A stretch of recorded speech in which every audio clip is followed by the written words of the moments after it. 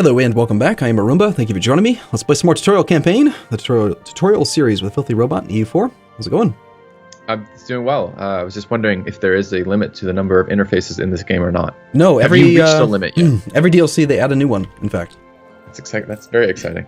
It's content. So you remember a few episodes back we were talking about money and how in the early game sometimes it can be good to deficit spend or, lose some money. Look at our treasury now. We have 267 ducats on hand. So why didn't we spend more deficit then? Well, because taking loans does increase your inflation. Every time you take out a loan, you automatically increase inflation by 0.1. And you also end up spending 20% of the loan value back in interest, no matter what, even if you pay it back early. Does it count as a loan when we have a positive treasury, but negative income? No, it's only when you actually... The game will automatically force you to take out a loan if you have negative money. You cannot actually be negative. Got it. If any monthly tick happens while your treasury is in a negative balance, you will take out loans, the amount of loans required to bring you positive. All right. Let's spend this money here, everybody. Okay. All right. So first things first. What should we do? Excuse me. First things first, notice that we have an army in the province of Pale. Yep. It's got a little black flag on it. I've already told it to move back to Tyrone. There's a little black flag to the top right corner saying that this army is, it is... In exile. In exile. Yep. It's headed to safer land. During exile, unit will be unable to engage in combat. So, because we no longer have military access through England's territory, because we got that access via Leinster, and Leinster doesn't exist, we were automatically black flagged. Okay. Make sense? And black flag is not a negative. It just means we can't really do anything with this army till it goes home. Nope. It actually means that it's completely invulnerable to combat. Ooh. So, it just can't be engaged at all. Okay. Should we be ramping up our... I mean, we're looking forward... I mean, I guess... Okay. Building a spy network in... Where is it? So, from Scotland is working to build Skyline. That's in England, so this is the one that's moving in Sligo or whatever it is here. What do we do with the... So, doing it, blah, blah, blah. It's currently at 25 out of 100. So, we got ages yet before this is going to happen. No. If he's been doing this... No. No. Remember, the first claim on a province, first claim on a country that you get is how much spy networks would cost you 20. Oh, I thought it said it's... Oh, it's a maximum of 100, not the... So the 100 is not task-oriented. It's not we've sent him to fabricate a claim. He needs to get to 100 to do that. Yeah. I see what you're saying. Okay. You thought it was a percentage of completion. Yeah. No. Yeah, okay. We pre-sent him in anticipation of expanding so that we would be... just ready to go here. So Yes. We need to... So the question I was getting to, this is where I was going with this, is it time to increase army maintenance again so we get our morale up so we can go crush someone? Yes, if you want to go to war tomorrow, we want to raise maintenance now, or preferably 4 months ago. But there's a couple things to handle here, so we've got to kind of process the turn, right? We've just acquired some new land. How do we handle this new territory, and what does it even mean? What's going to be the issue with it? So, okay. Go ahead and click on Tyrone. Click on Tyrone, left or right? Left click, select the province of Tyrone. These for sure. Got it. Now, the most notable thing that we care about right now is the unrest in the province. Notice how this at 11. Is at 11.7. And if you hover over that, you can see the breakdown of how we got there. We've got 0.7 from war exhaustion, 1.05 from overextension. Overextension is a number that is the amount of development that you have that is in territory that you own but don't have cored. We talked about cores at one point, I don't remember when. So we basically need to pay monarch points to core this land and say that we deserve this. This is our clay. And until we do that, we have this number called overextension. And the more land you have that's uncored, the more overextended you are. And overextension causes a number of problems. So we want to essentially consolidate as we expand. We want to consolidate our claim to this through coring shit. Yes, we have to spend monarch points to core the territory. Okay. The other number that we care about, real quick, just one more thing. The other number we care about is the autonomy. Notice how the province autonomy is 75%. And that's because this is a territory, meaning that it is not a it's not a state. We have to make it into a state. Once it's a state, then we can make it into an actual full core, and we can get the autonomy below 75%. So, every time we play, I feel like, oh my god, this is too much. Too much information for Filthy. Press F1, then press 9. Okay. This is our stability and expansion tab. There is. You see... this is, by the way, another interface I haven't seen yet. Yeah, I know. I mentioned every single episode or every single patch, there's going to be a new interface. So top left corner, we have war... Next time we send out a man on a rowboat, I'm going to volunteer. Top left corner, we have war exhaustion. So we accrued war exhaustion mostly due to sieges, the attrition we suffered, but also a little bit due to the combat we did. Okay. We're at 0.69 out of 20. The maximum war exhaustion you can have is 20. You get it from battles, you get it from sieges, you can get it from events, that kind of stuff. And if you hover over the 0.69, it'll tell you all the effects. Diplomatic annexation and integration is reduced, national unrest goes up, core creation cost goes up slightly, we get worse at sieging things, we produce fewer goods. War exhaustion's bad. You don't want war exhaustion. Okay. To the right and down about an inch or two, you see a number that says overextension. We're 21% overextended. If you take nothing away from learning this game, trust me on this, as a new player, do not, under any circumstance, go over 100% overextension. Okay.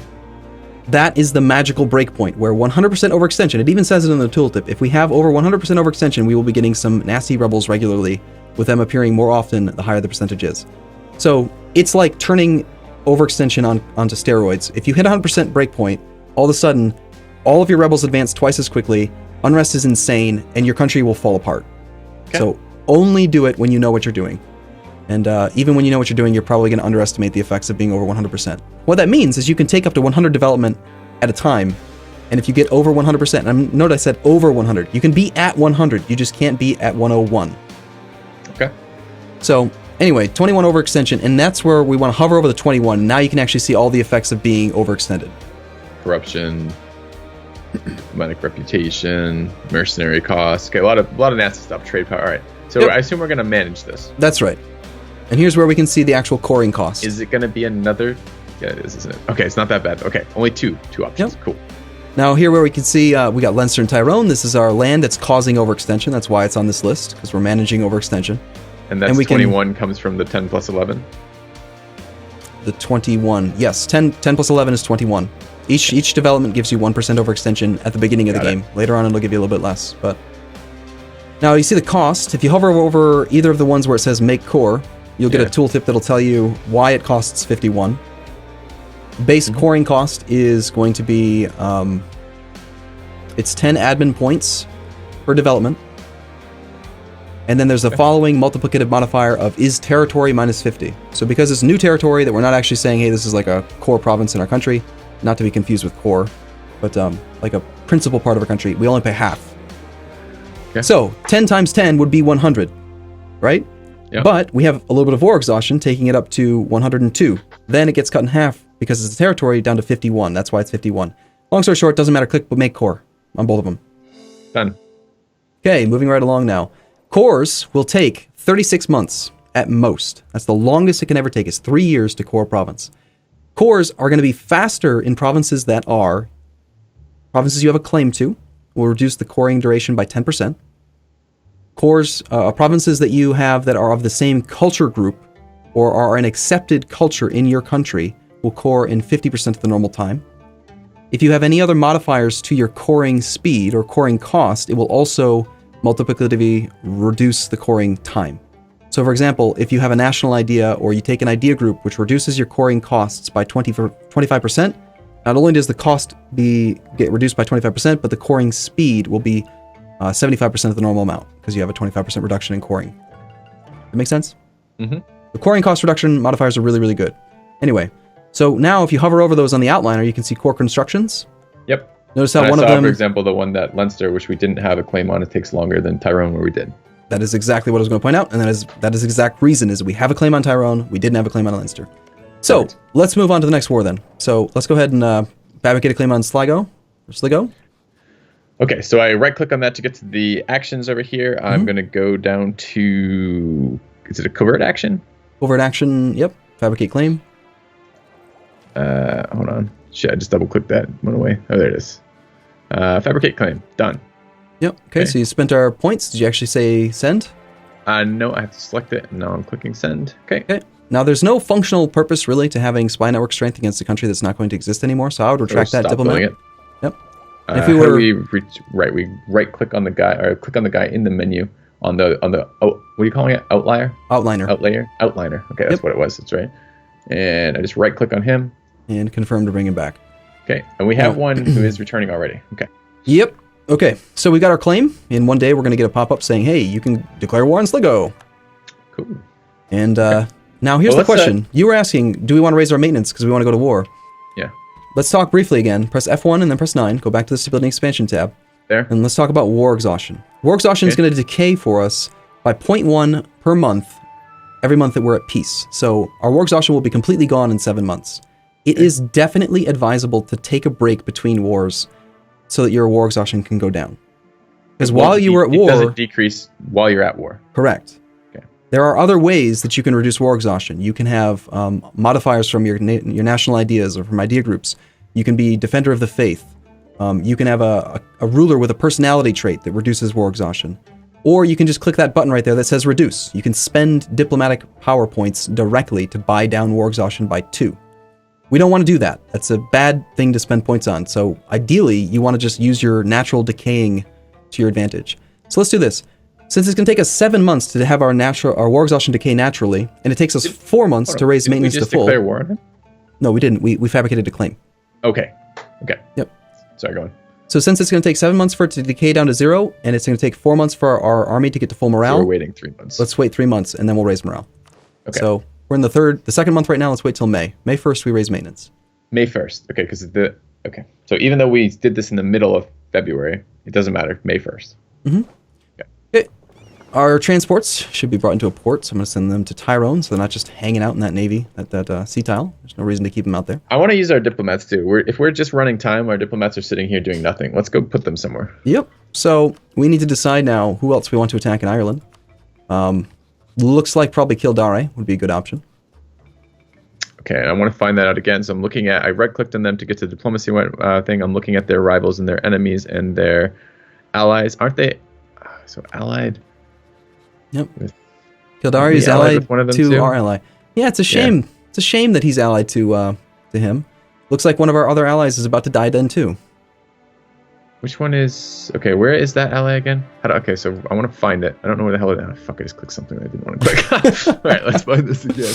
So, all right, royal marriage with Clan Ricard over here. Where do I find? So how do I find? One more above that is the actual alliance. Allied with Clan Ricard. Click on the flag, and it'll take you to him. Just left click on it. Yeah. Now you're looking at the diplomacy screen for Clan Ricard. You can click on the big flag in the top left corner. That'll take you to his capital. That's what I wanted to do. Yep. Or if you're looking at the map, you can left click on Clan Ricard, press the E key, and now you can see an alliance web showing again his claims.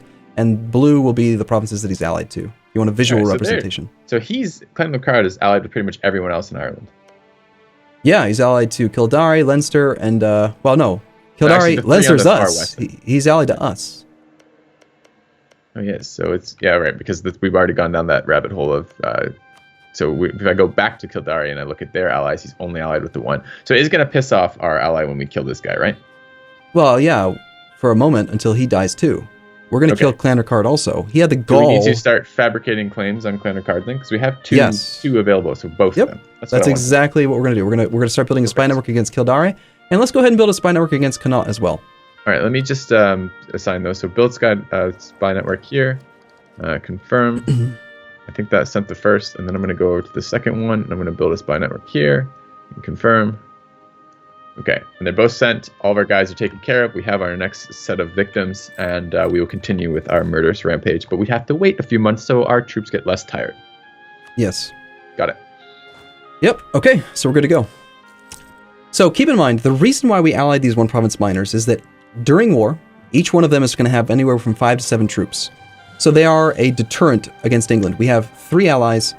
Looks like England just allied the Papal State. That's pretty useful information. That's actually relevant to us. The Papal State, they are the leader of Catholicism, and they're not weak. They're actually usually fairly strong, but it's just worth noting. One of our primary rivals has just allied the leader of Catholicism. So, yeah, are we worried about this 13k English army who's just landed in Pale? No, not really. All right. I mean, with our army directly adjacent to it, actually, yeah, kinda. We still have military access through Ulster, so let's just bring our army back across the strait to someplace safe. Let's also put our navy not here. And this is despite the fact you are convinced that England will not be attacking us because you don't think they've met the scripting stuff. So if you're convinced they're not going to attack us, we don't need to run. But this is just kind of like safety first. Let's move back, no reason. Yeah, since we have this army here and it's on 0 morale, we shouldn't have it. The army doesn't do anything in terms of like keeping unrest down or like. It doesn't modify anything positive for us being there? It does, except not right now because we're on 0 morale. Got it. When you have your maintenance slider at 0, all of the positive effects of a present army are reduced as a multiplicative thing, 0%. So any advantages you have to keeping the army there are multiplied by 0. If we were to raise maintenance, let's just raise it temporarily to full, not actually let the month go. Now select the army. In the army interface, can you see where it says like where all the buttons are on the bottom right hand corner? There's a little thing in the center that says -3.01. Yeah. That's the amount that the army could reduce unrest by. 3 unrest. Up to a maximum of 5 if you had 20 fully reinforced regiments. Got it. So we don't really care though. 3 is not enough to actually make the unrest go away. Really all you care about is if you can make the army reduce unrest all the way down to 0, then that's really good. But if you can't, it's just going to delay the inevitable, and it's probably going to rebel on you no matter what. All right. Okay, one last thing before we unpause and try to go that extra couple months here to get to May, is that you wanted to spend some of this money. Yeah. So, we have a few options. We've got 17,000 manpower, 2,000 sailors. If you press F1 and then comma, we have gained some force limit for both Navy and land because we've gained territory. We could train 4 more ships and up to 6 more units, 6 more military ground units. Did we have planned? I'm sorry, just have something that kind of clicked in my mind here. Weren't we going to do something with our nobility in these new territories? Waiting on that. Yes, we are. We cannot do it until the core is done. 40%. Oh, okay. And also because we don't want to do anything until nobody is at 40%, right? Right. Well, Okay. main thing is we can't give this land to the nobility until we have the cores complete. Got it. So it was F1 and comma to give to the military screen, and we're looking at force limits, and we're considering upping our, basically recruiting more army and paying more army because our force limit is higher, and that will help us out to have this army. That's right. What else could we do with gold if we were so inclined? Just rough. Don't go in deep with these, please, but just like in depth rather. Just broad options. What else could we do? We could do military. What else could we do? We could buy. So you got land units, you got naval units, you've got buildings that you could build. It's not an option for us right now because we don't have any technology that has unlocked any new buildings yet. At the start of the game, you can't build anything except for forts. So as we get more technology, we would spend money on buildings. We could spend money on better advisors. We could spend our money on... We could fabricate, we could support some rebels, which is actually really interesting and fun to do, and I think we should totally do it. I think that it's a great way to spend your money if you have some. So actually, let's take a look at this real quick. Right-click on England. Coincidentally, anywhere on the country. We want to go to the diplomacy screen. Okay. Coincidentally, we have 72 spy network strength against them. You need 60 spy network strength to support rebels in a country, and you can't even access this interface unless you have 60, which I hate. I feel like you should be able to see it all the time, God damn it. But because we have 60, it is in green now. It says support rebels. Yep. So click support rebels. Okay. And now we can see all of the various rebels that could spawn in England. You see this interface now? Yeah, I'm seeing a lot of 0%. Yep. Don't worry about that. That number is complete horseshit. They never updated it. I don't know why. All right. So Flemish separatists, English particularists, Waldensian heretics, Navarran separatists, English peasants, Methian separatists, and Lollard heretics. These are the ones that we see, yes? Mm-hmm. If you hover, click on any of those, doesn't matter. And then in the top right-hand corner, it says support efficiency and cost. Okay. The cost is going to be a fixed multiplier. It's 62.5% of the purchase cost of the units that would be participating in the rebellion. Okay. The more provinces that are involved in this rebellion, the more cost there is because there's more provinces that could potentially rebel. What we're considering right now, what I would consider, is making some big rebellion fire in England, like the English peasants or the Lollard heretics. How did you realize that they were larger? There's more provinces listed. Okay, got it. This would be where also there's like 0.32% on Lollard heretics. Basically, I don't know what the hell's going on with that number. I've complained about it for months. It's not accurate, but the number itself gets bigger the bigger the rebellion is. 0.32% means absolutely nothing. Yeah, it'd be a very low percentage chance there. Right, a lot of it's money super. for a very, very low percentage chance. Yep. Now the key here is that it says in the text up there, supporting a rebel faction will reduce the size of our spy network by 60, increase the chance of making progress towards an uprising by 10% for a period of 5 years. You will support them during your uprising. If the rebels gain power, they will become your ally. When it says if the rebels gain power, that's specifically talking about separatists. So if Methian separatists rebel, what their goal is, if you hover, like, click on Methian separatists. Yeah, hover over it. I hover, I see they want freedom for their people. They're okay. That's exactly right. So the separatists will form a new nation. So it's saying if they gain power, they will become your ally. We could be allied with Meath, is what that's saying. Okay. Lawlord heretics want to, they believe that the Catholic Church is corrupt. They seek favor from Scripture. They want to spread their faith and fight against persecution. Peasants just want to raise autonomy, basically, weaken the country. Yeah. Peasants are the weakest overall troops. They have no leader. They're not going to be very good. They're poorly equipped and trained, chiefly mustering infantry. So the most damaging one we could make them fight would be the Lawlord heretics. Yeah, quite expensive though, I looked at. Yes. Now, this is weird, but it doesn't say it in here, right?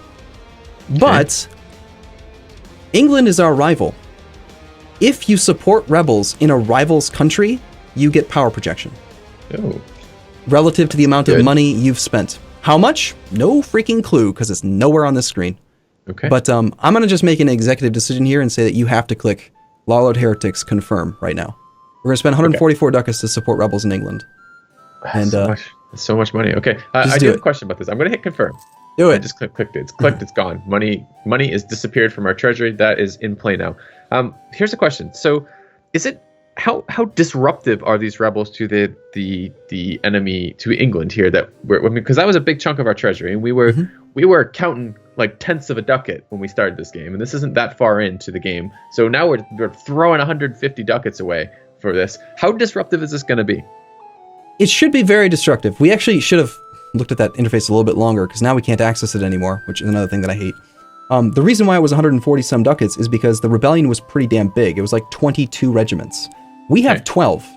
England has like 13 over here hanging out next to our army, and then another. Can we keep these 13 occupied to make that? So can we make it worse for England by somehow penning these troops in so we can't go deal with his rebellion?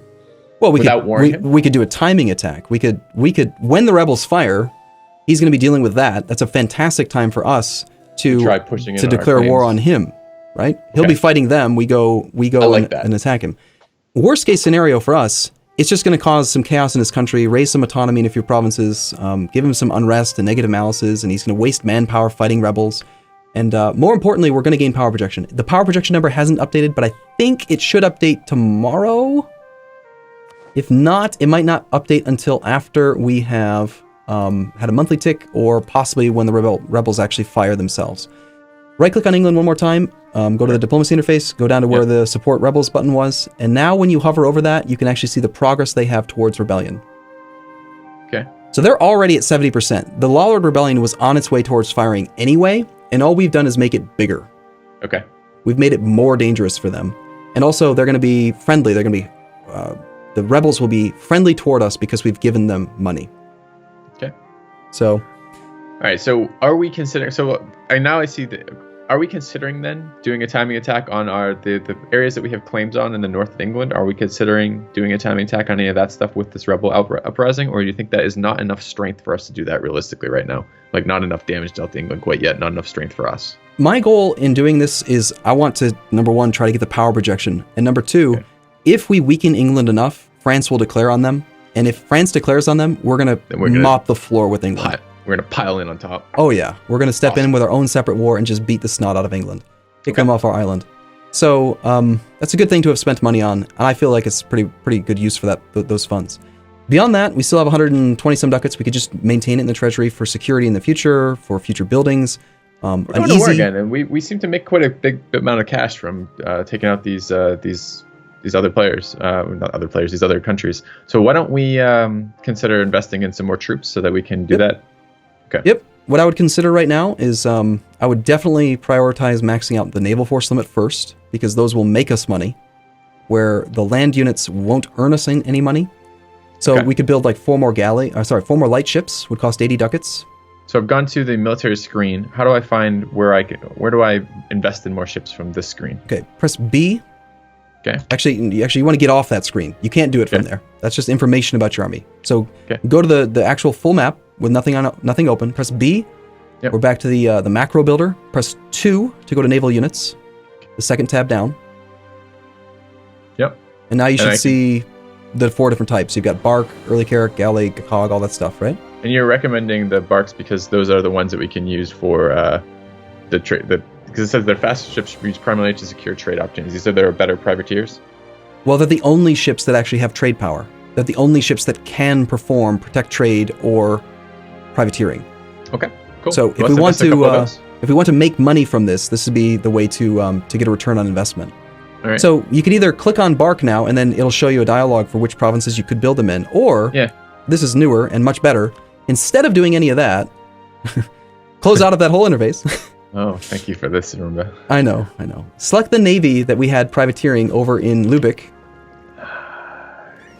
Maybe? I don't know. Okay, I'm going to use it off the screen. I can't find them from their flags, but I can do it from First Fleet, I think. Got it. Yep. So once you have that navy selected, you'll notice at the top of this thing, we have all of the 4 different ship types, and then you get to see all 4 ship types again.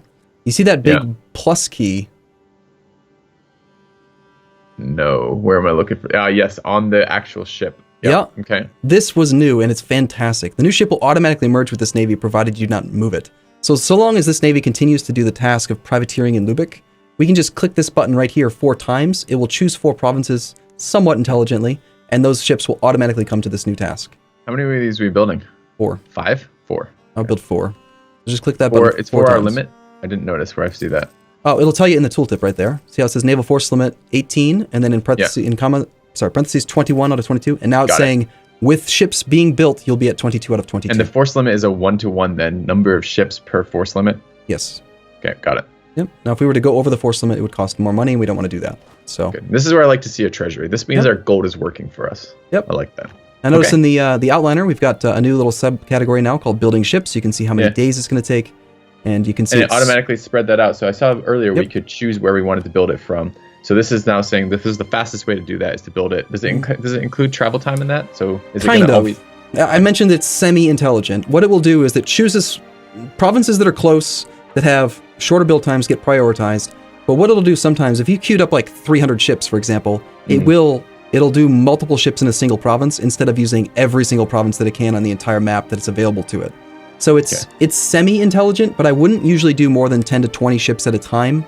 Okay. Because it won't do it as fast as you could as a player. Right. So that's taken care of. And then with our remaining 42 ducats, I would probably just train a couple more infantry. All right, so going to B again. 1 is the land units on this. We don't have, okay, so you're suggesting, do we wish to change infantry type at all here? Yeah, I think we should. Okay. Yeah, we talked about that at one episode, but we didn't do it because we were doing battles and sieges and stuff. But let's go ahead and change over to the halberd infantry. How do I get to an option where I can change the type of units that we're using? That's funny. You remember it exists, but you have no idea how to get there. Welcome to EU4. Yep. F1, comma. Here's your military list. The military screen. Okay, yeah. Click on the word Latin medieval infantry. That's where you see your infantry type. Change to halberd infantry. Okay, let's remember. Okay, now I want to remember why we wanted this one. So I'm looking at these offensive shock. That doesn't. Which one? So I can't see. So where the infantry? We had a big discussion about this. It's been a while since we've had this discussion. Mm-hmm. I don't recall why we summarize for me again why we wanted the halberd infantry instead. I remember we wanted to change it, but I don't remember why. We're trading. Notice again how both of these units have 2 total pips. Yep. We're trading allocation. We're moving one of the defensive morale pips of the Latin medieval infantry into an offensive shock pip. Okay. That means that when we are in combat with any enemy, regardless of whether we're the aggressor or the defender, we will get a +1 bonus to all of our shock rolls on each of these infantry. We will have the cost of a +1. We no longer have a +1 for defensive morale. Yeah, why do we? You had us prioritizing morale pretty heavily, or morale was very important. You said in these early battles. Mm-hmm. Why do we not care about defensive morale here? Because we have so many positive morale modifiers that our total morale, the actual number, is going to be higher than most countries we fight. So even if we take more morale damage, trade off a little bit of this for some more offense. Exactly. Yep. Got it. And so we're going to try to kill enemies as quickly as we can. Is the goal. So I've switched over to halberd infantry now. Yep. Now again, if our army wasn't already at 0 maintenance, keep in mind your maintenance would have dropped down to 0.5 when you change your unit type. And notice how when you select our army now, every single one of these is now halberd infantry. They're all just instantly all halberd infantry. It doesn't cost us anything to re-equip them like that? Nope. Okay. It costs you time. It costs you the morale. Okay. And then one last thing, we got to take a break. We're at 30 minutes now. That same thing we just did with the Navy to auto-build to a unit can be done with land units, but we can't do it with this army because there are no adjacent provinces that can be built in. Okay. You cannot build in a province that's coring, and Ulster is in between us and our actual land. They also canceled our military access, by the way. Our armies... Or actually, no, they didn't, but for some reason our army stopped marching back over to the other location. Maybe because we changed stuff on it. Yeah. Well, let's just, okay, before we end this, because we do want to end this part, let's go ahead and hire them, just so that's off our to-do list. So land units, I'm going to go to halberd infantry. I'm going to have to choose where you do it. I'm just going to select the ones that are closer. Yep. Now notice when you say land units, B1, and then you go halberd infantry. Yeah. You've got 3 provinces that are pure teal, pure green color, and then 4 provinces that have those little dashed lines to them. Yeah. It's telling you that ships are being built there. Okay. Oh, I can't build ships and military units at the same time. 1 unit or 1 building at a time. You can build a building and a unit. You can build a building and a unit at the same time, I believe, yes. But you cannot build a land unit and a ship at the same time. So how many of these would we like? I would probably just err on the side of like 2 for now. Okay. The reason for that is it's going to take us up to 15 units, and our combat width right now is only 20. And most of the time we're going to be fighting in terrain that reduces combat width by about 20 to 25%. So 15 is pretty solid. Plus, it's not going to overload our expenses. So then let's call this a good point to cut. And let's do it. All right, we're going to be back same time, same place tomorrow. Then see you guys soon. Hope you enjoyed it. See you in a bit.